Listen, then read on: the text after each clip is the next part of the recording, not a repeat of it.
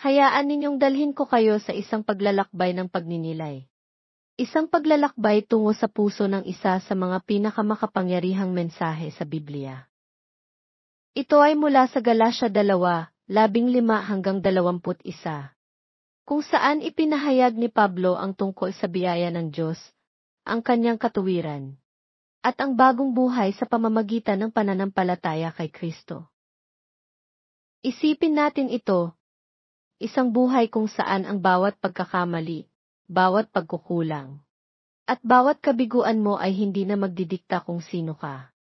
Isang buhay kung saan hindi mo kailangang magpakahirap upang patunayan ang iyong halaga. Hindi ba't nakapagpapalaya ito? Ganito ang buhay na inilalarawan ni Pablo nang sabihin niya, "Ako'y kasama ni Kristo na ipinako sa krus. Kaya hindi na ako ang nabubuhay ngayon kundi si Kristo ang nabubuhay sa akin." Narito ang katotohanang nais ipabatid ni Pablo. Ang katuwiran. Ang ating pagiging katanggap-tanggap sa Diyos ay hindi nakabase sa pagsunod sa batas o paggawa ng mabuti. Walang sinuman sa atin ang makakagawa ng sapat upang maging karapat-dapat sa harapan ng Diyos. Bakit? Sapagkat tayo'y tao.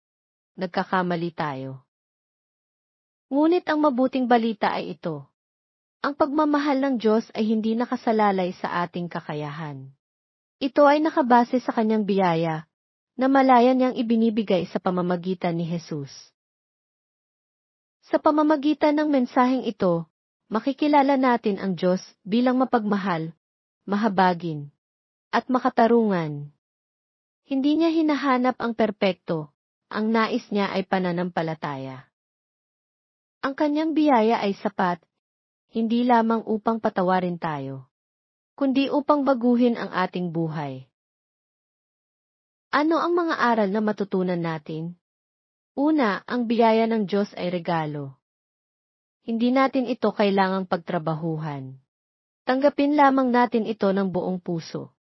Napakalaya ng ganitong buhay, hindi ba?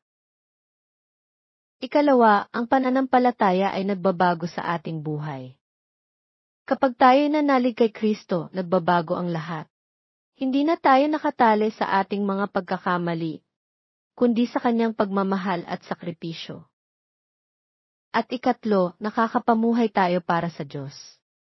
Ang maipako sa krus kasama ni Kristo ay nangangahulugang isuko ang ating lumang pagkatao, ang ating mga takot at alinlangan, at hayaang si Kristo ang mamuhay sa atin. Paano natin ito maisasabuhay? Simulan sa pagninilay. Alamin kung saan ka pa rin nagpapakahirap upang makuha ang pag-apruba mula sa Diyos, sa iba, o maging sa sarili mo.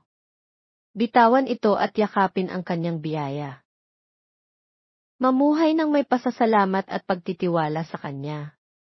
At ito ang hamon, ipakita ang biyaya ng Diyos sa iba. Maging daluyan ka ng kanyang pag-ibig at kabutihan sa mundong uhaw dito. Ang paalala ni Pablo ay malinaw. Ang biyaya ng Diyos ay personal. Hindi lamang ito para sa lahat, ito ay para sa iyo.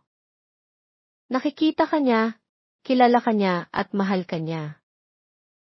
At kapag niyakap mo ang katotohanan ito, ang iyong buhay ay magiging isang patotoo ng kanyang pag-ibig at katapatan. Kaya't tigilan na natin ang pagsusumikap na makuha ang bagay na malaya ng ibinibigay. Sa halip, mamuhay tayo ng may lakas ng loob, pinalakas ng kanyang biyaya, at hayaang ang ating mga buhay ay magningning sa liwanag ng kanyang pag-ibig.